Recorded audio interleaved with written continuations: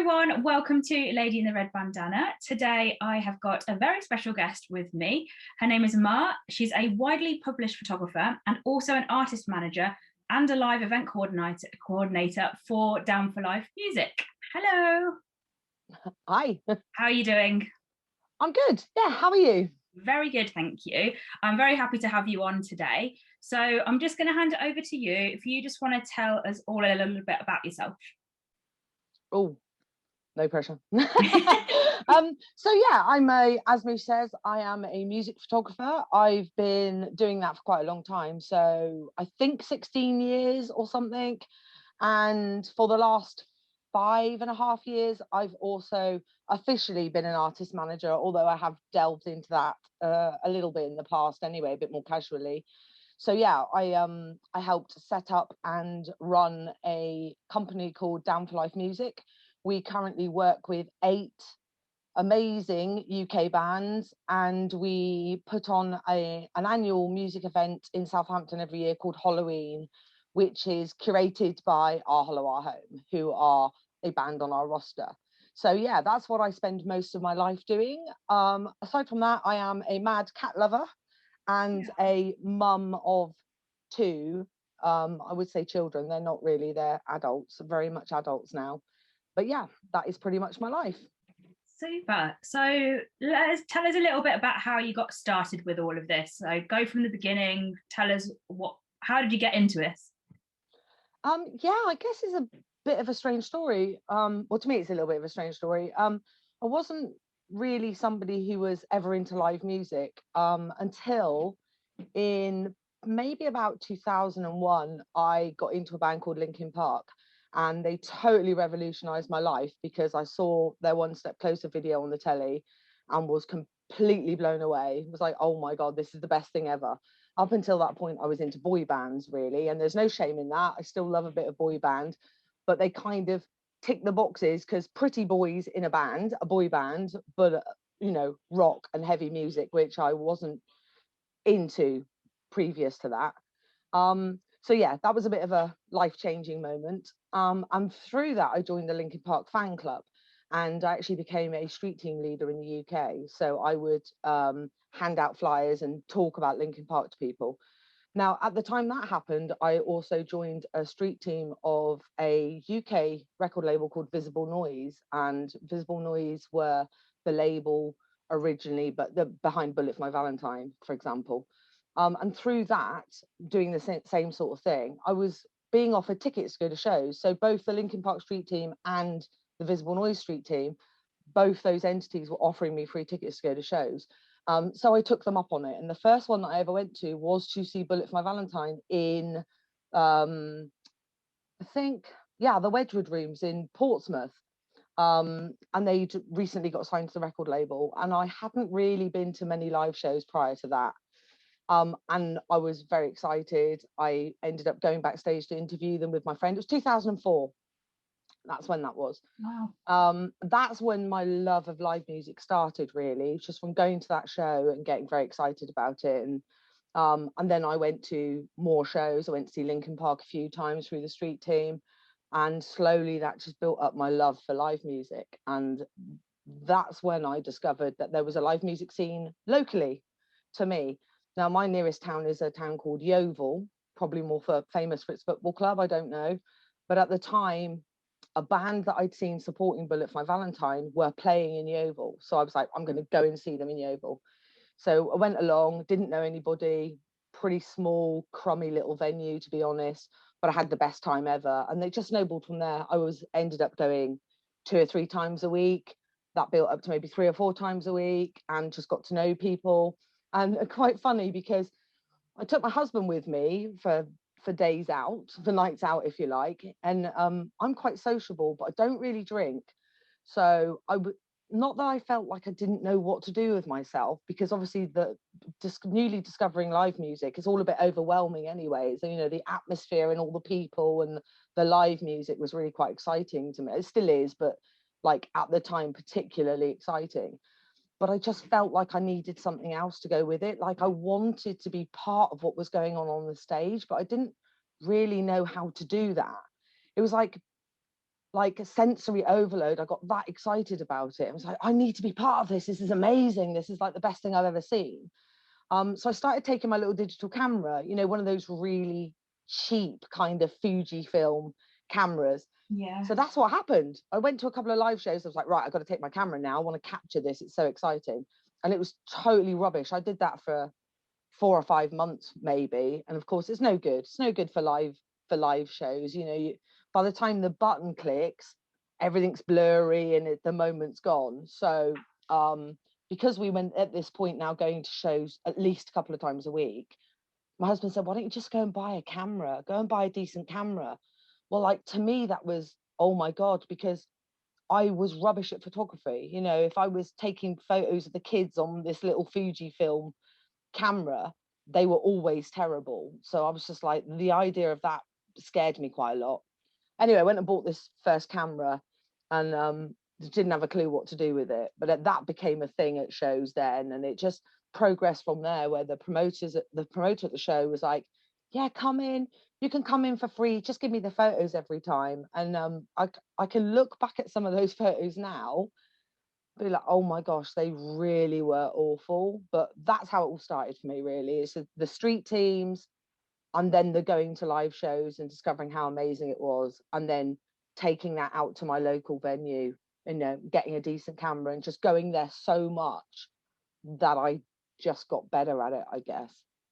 It's like living my teenage dream, you telling me all of that.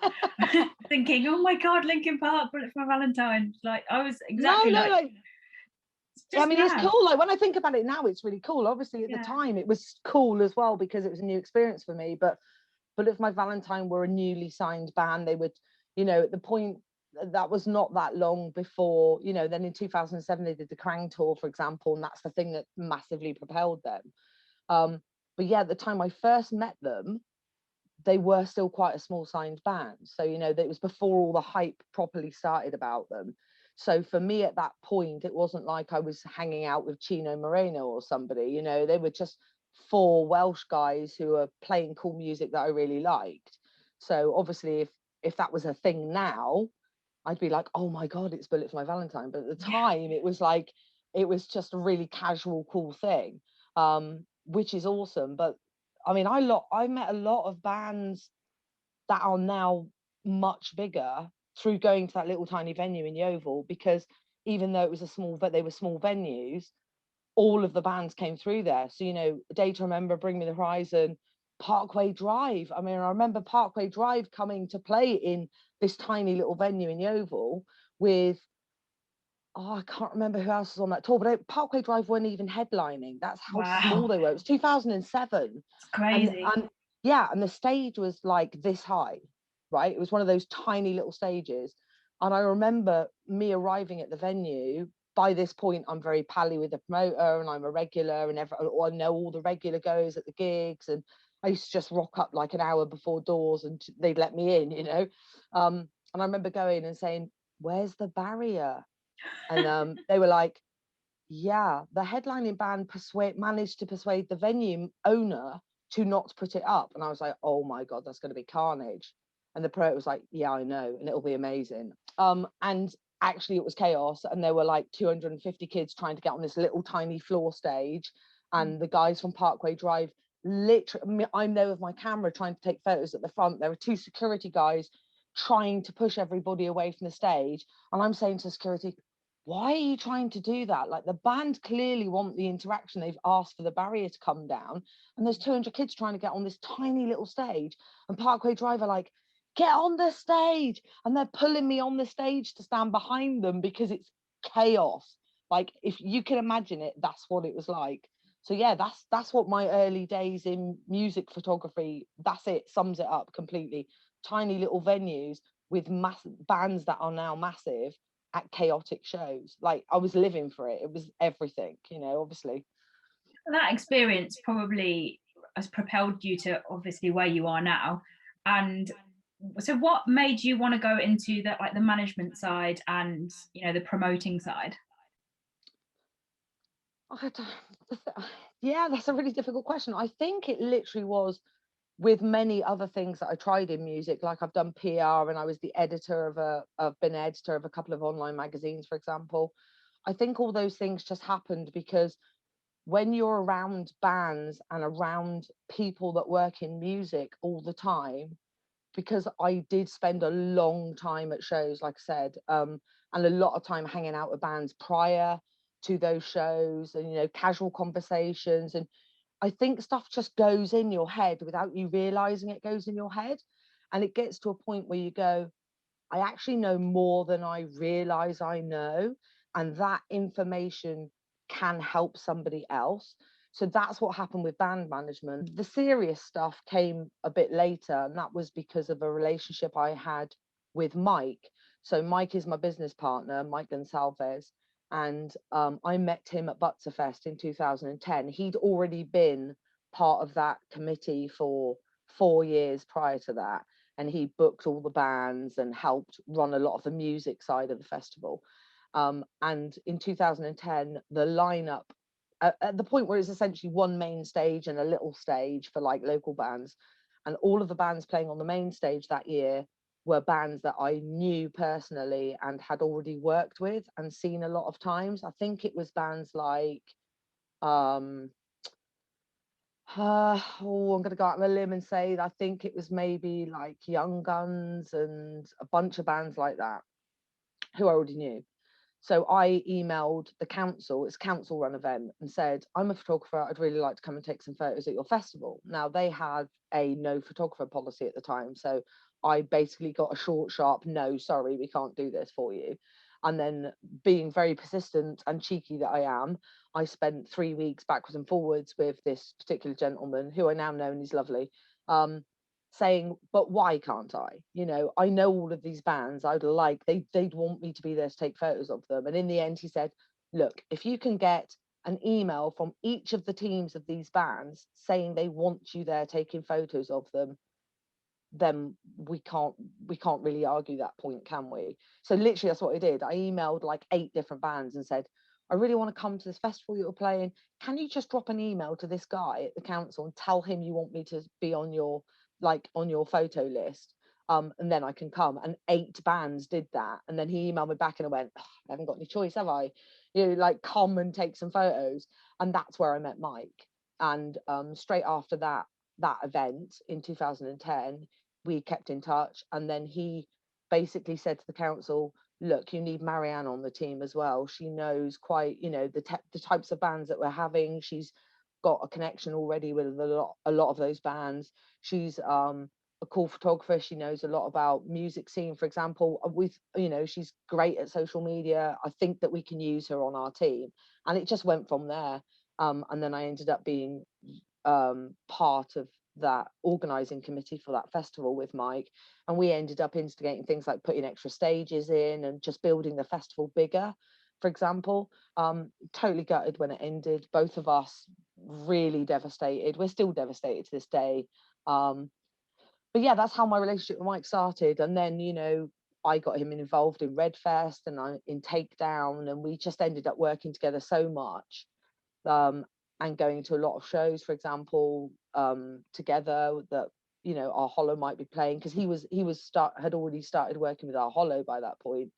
And then I remember sitting him down in the pub in Winchester and saying to him, look, let's just make this official. Let's officially join forces, set up this company.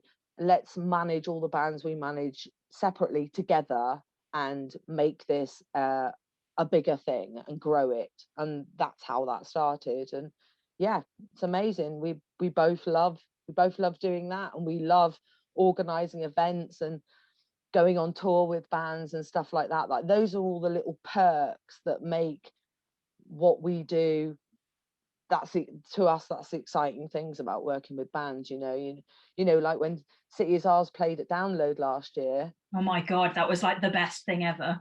Right, okay, right. So like for me and Mike, that was a massive personal achievement as well, like a massive achievement for the band, but also for us as artist managers and people that had been working in the music industry for a long time.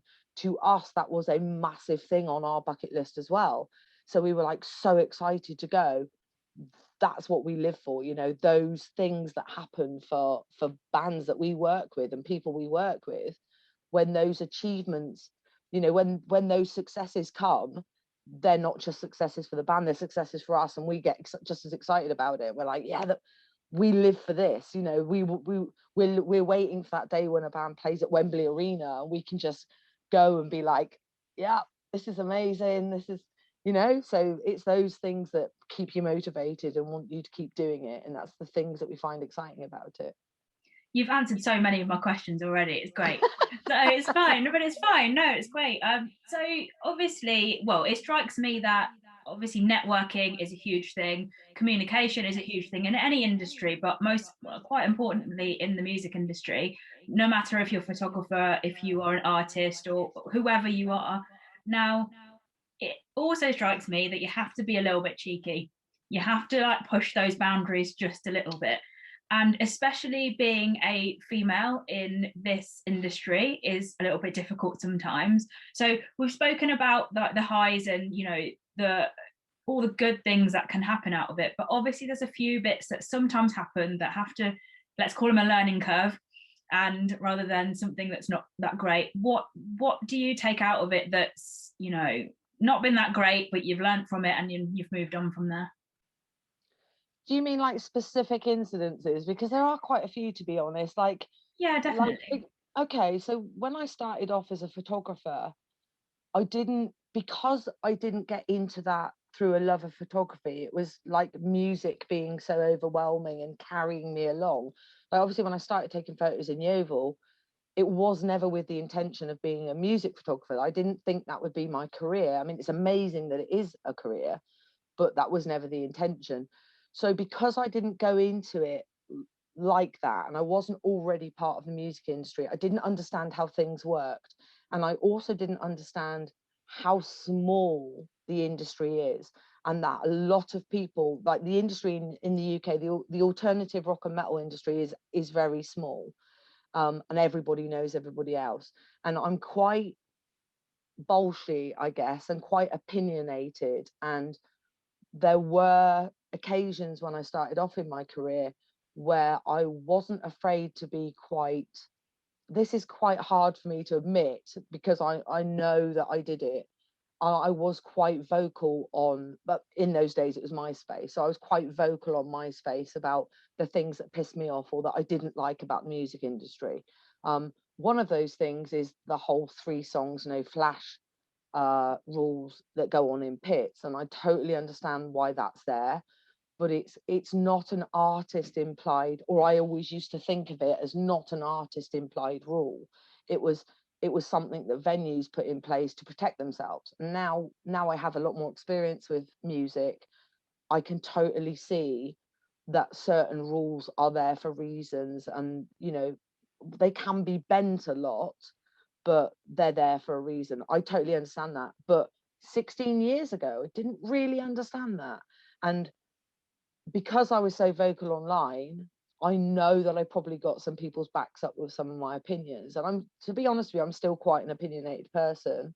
I try and limit how much of a whinge I have online, because I know that it doesn't matter what you do, whatever you put out online is can be seen by anybody, and there's always going to be somebody somewhere who's not going to like something you might say or a personal opinion you might have.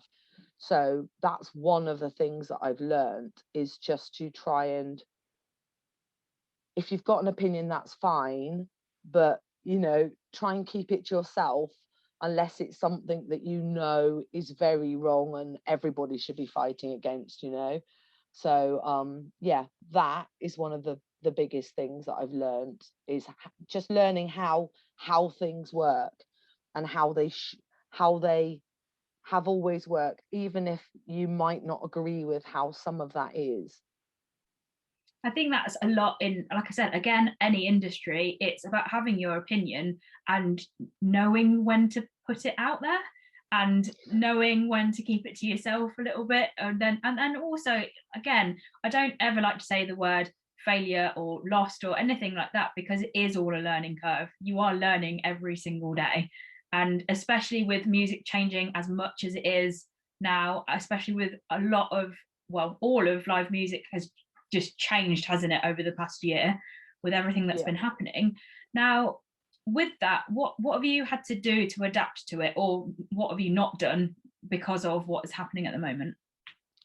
I guess the obvious things are that live shows aren't happening. So a lot of what I would spend my time doing might be going to shows and or on tours, or whether that's with a camera or without a camera. So that's the biggest loss at the moment for everybody in terms of work and just being able to go out and see live music. For a lot of people, that's a massive part of their lives that is missing. And it's not just the live music, it's the social element of it, isn't it? So the reason, some of the motivation for me wanting to go to live shows, okay, you've got the photography element of it and the work element of it, and you've got the live music element of it, but you've also got the social element of it. And for me, that's a really big thing. So just going to see people that whether that's a hangout beforehand or go to the pub and have a drink or a meal or something and then go to a show,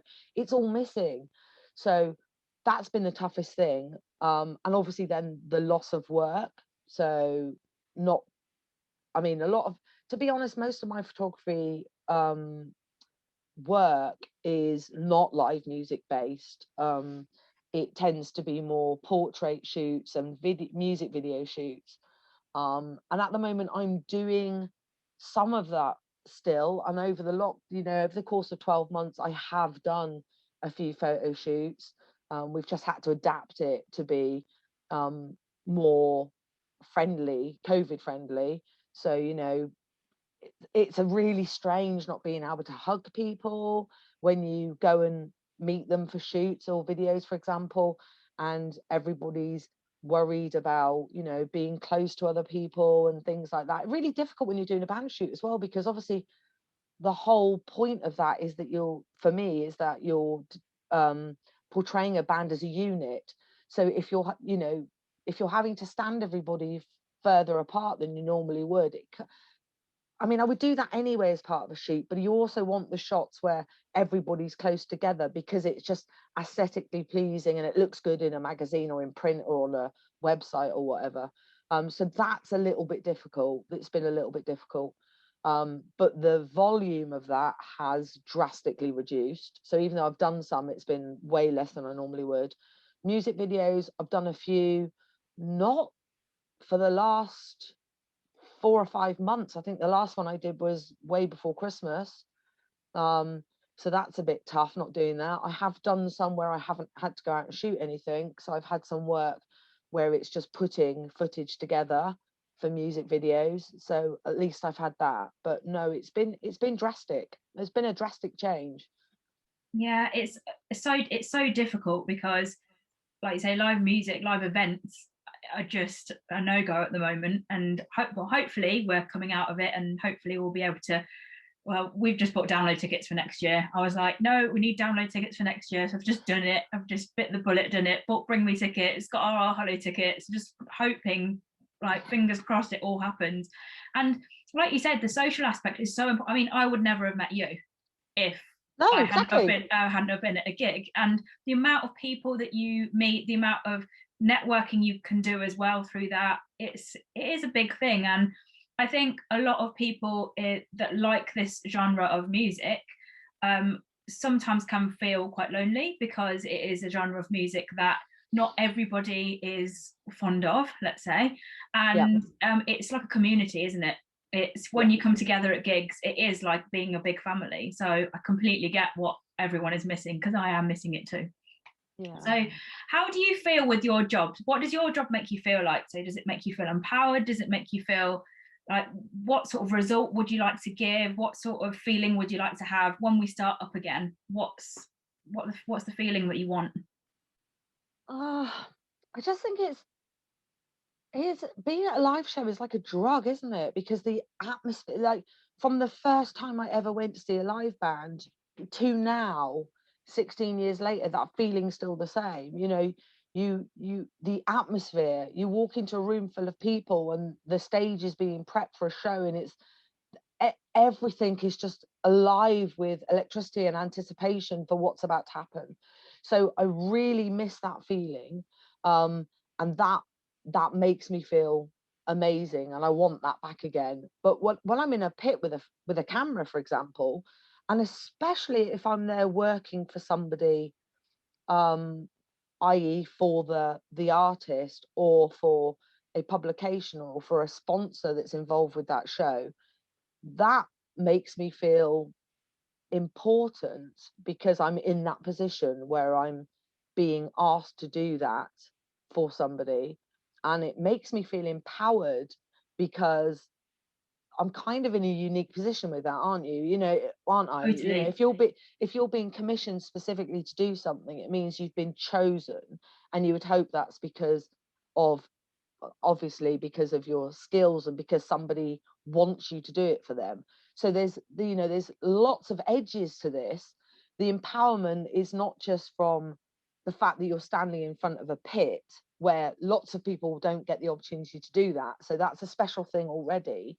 But then you've got the added element to that knowing that somebody wants you to be there, that and that makes you feel fulfilled, like you're when you're doing your own self-assessment, I guess, on yourself, you've got that, you're like, somebody appreciates you and wants you to do that for them.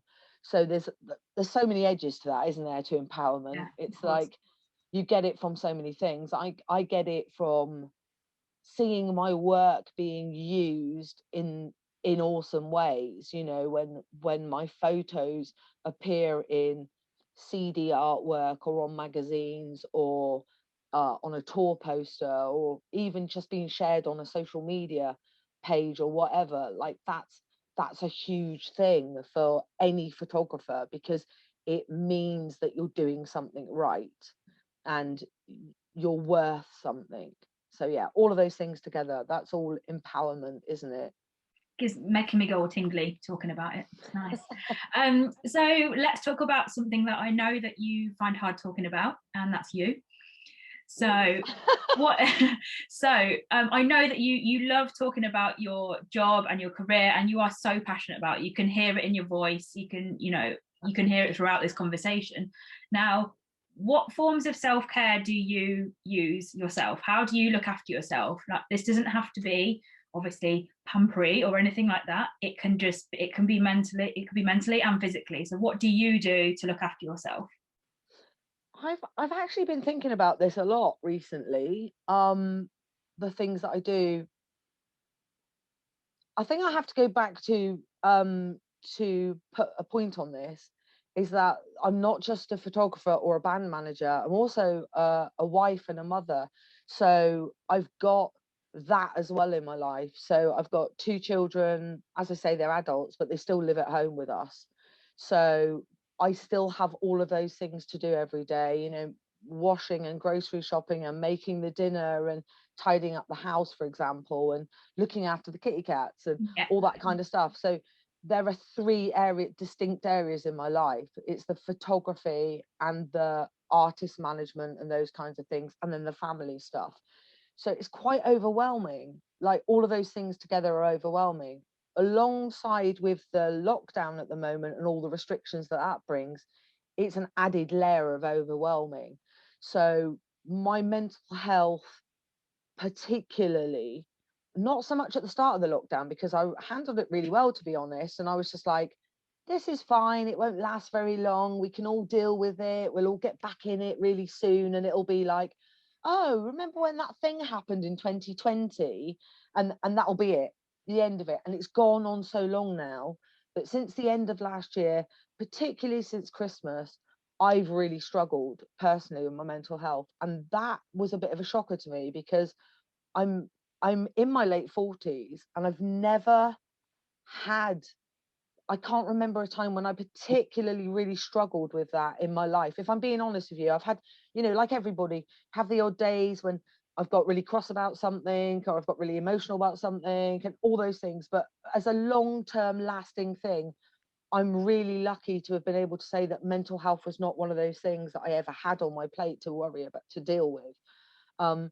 It has definitely been a thing in the last 6 months or so, and because of that, I'm had to be thinking more about the things that I can do for myself to take myself out of situations of perhaps just those bits where you're really busy and lots to think about. And like for me, I function really well on that.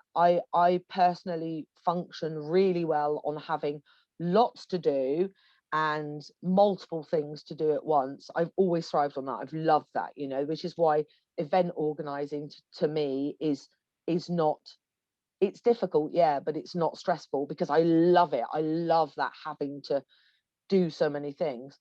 But this has been, like I said, really overwhelming, and to the point where I have had days when I've been really down and not knowing how to cope with stuff or what to do, or not wanting to do it. My motivation levels haven't been there. So I've had to be making myself do other things that do make me happy. Well, eventually I've got to the point. These are the things. So the things that take me away from that is definitely TV. And I know it's awful to say that, but I found great solace in Netflix, for example. And I'm a complete TV junkie. I was before, but specifically the last 6 months. So I tend to do a lot of my work, actual work, from tea time onwards. I'm somebody who'll happily stay up to 2 o'clock in the morning working, and then spend my day doing family stuff or little bits and pieces, shopping and all those things, and then do all of my work in the evenings anyway. So yeah, Netflix has been a thing. My cats have been great comfort to me when I'm feeling a little bit down, you know, having animals in the house that you can physically pick up and touch and you know, talk to even, and watch run around like hooligans and be very entertained by that. To me, that's great therapy, and I've enjoyed that a lot. I've also my children bought me some coloring books at Christmas, and I've loved doing that. I've never done that before. It's been amazing. Like, just, it's really therapeutic. I found it really calming to do some coloring. I've also taken to doing my nails. Very good. That's something else that I don't know if you can see. You might be Very impressed. nice. I've started Oh, stamping. look at those. They're beautiful. So that's what I taught myself this week. I taught myself how to do nail stamping. So yeah, all those things.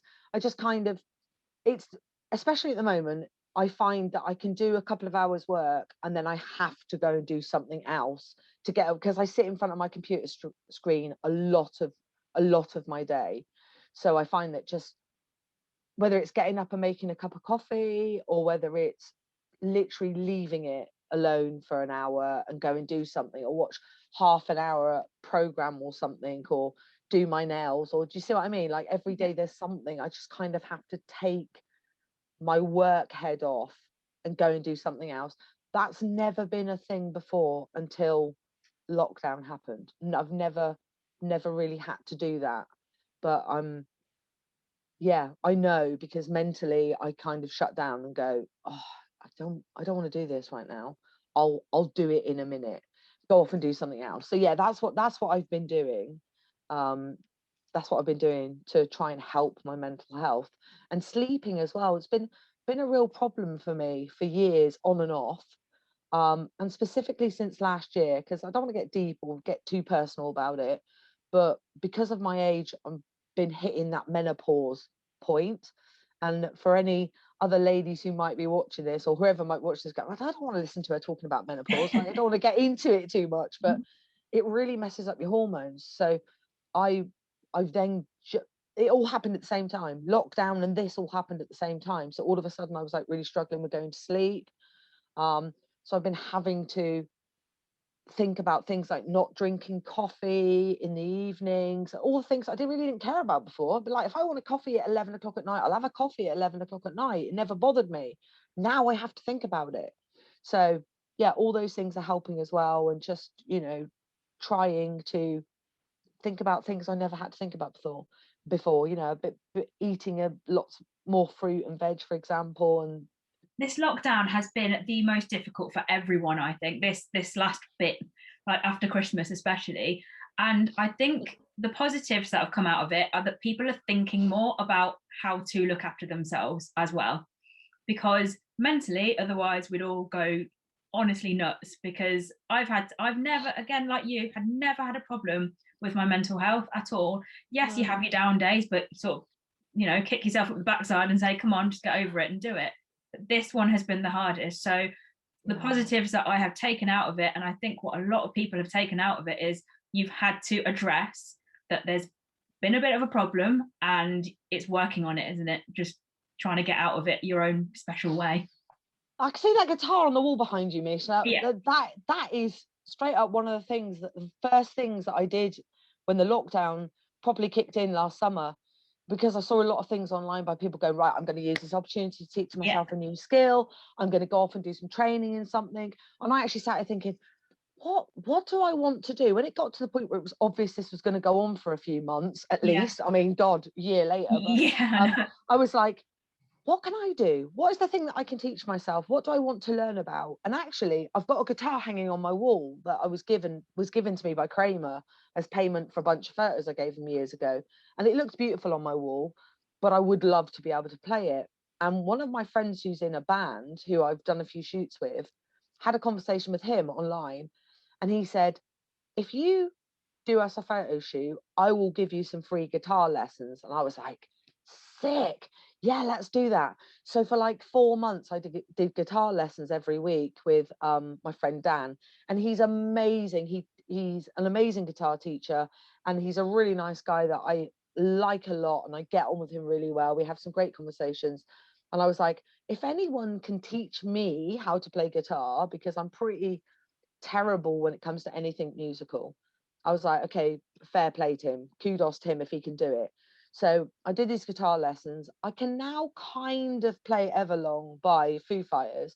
He basically said to me, what is your favorite song? What is the song that you would want to learn to play? And I was like, to be honest, that would be the one, because when it comes to rock songs, that's probably is my favorite one.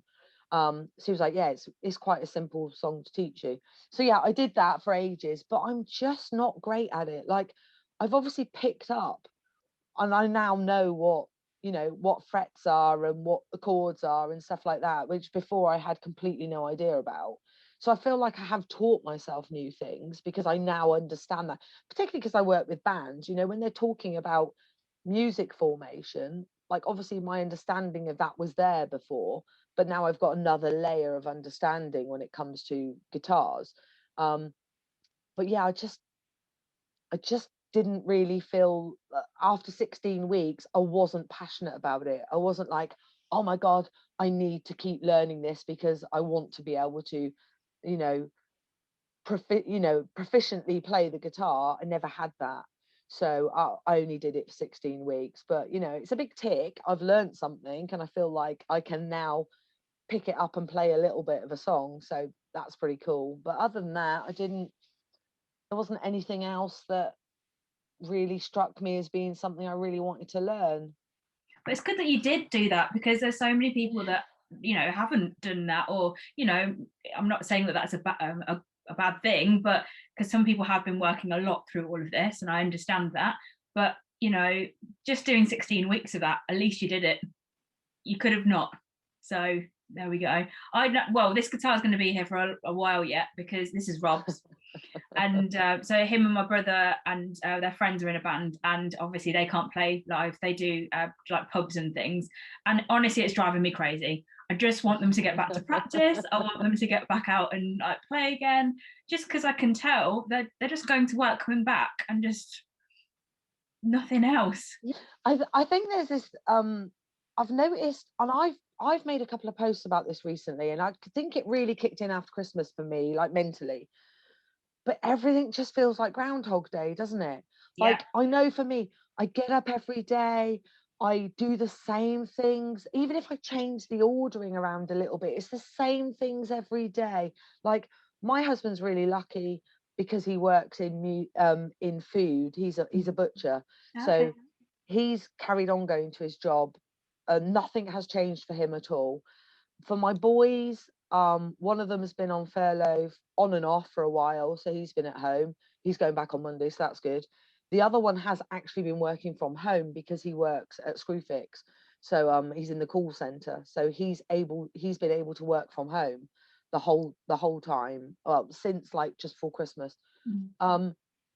So I've got my family here all the time. Not much has changed for them. It's been very similar for months and months now. Everything in this house has been really similar for months and months now, but I've not been leaving it. So before, there would be that, but then, you know, a couple times a week or whatever, I would be leaving the house to go to a show, or go to a shoot, or go to a video, or whatever was happening, or just go and see somebody. That's not happening now. So yeah, every day feels just like the same old thing. So it's trying to find something to make it feel different, because that's really tough mentally, and I'm sure you can relate, and everybody else that's watching this can relate to that. It's when you've got that going on, and that's different from your norm. That's not what was happening a year ago, you know. It's adapting to that as well. And like I said, for a long time it didn't get to me. Recently that has been getting to me.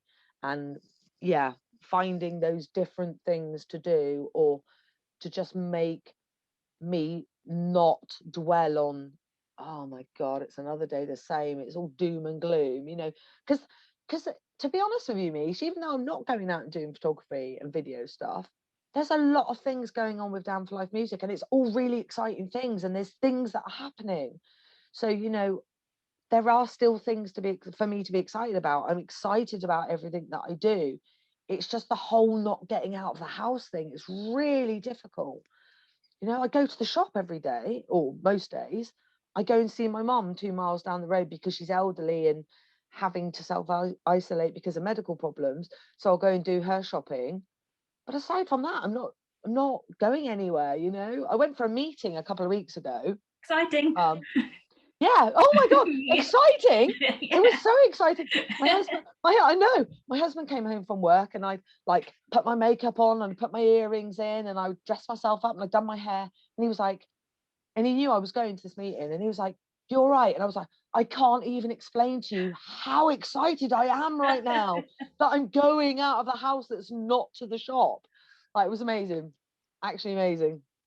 You know what? I think we could probably talk for hours and hours and hours. We probably could, but I am going to have to not cut you off, but we will obviously have another chat about this, because this is all really, I love it. I think it's great.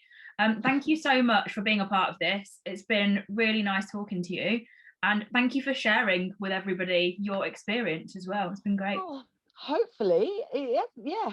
It's been really great talking to you as well, Mish, and I'm excited when we can be in the same room together, watching bands that we both really love, and like I'm gonna make sure that I don't drink, but I'm gonna make sure that we can stand there together and have a drink and have a chat properly and catch up, and it's going to be so amazing to see everybody's faces. No, like, and we'll all be beaming, won't we? Like, yeah, nobody's going to be miserable ever again. I know, like, that's it. That's the aim. No, I'm just happy. Yeah, it's brilliant. That's what we live for, you know, those things that happen for bands that we work with and people we work with. When those achievements, you know, when those successes come, they're not just successes for the band, they're successes for us, and we get just as excited about it. We're like, yeah, that we live for this, you know. We're waiting for that day when a band plays at Wembley Arena, and we can just go and be like, yeah, this is amazing, this is, you know. So it's those things that keep you motivated and want you to keep doing it, and that's the things that we find exciting about it.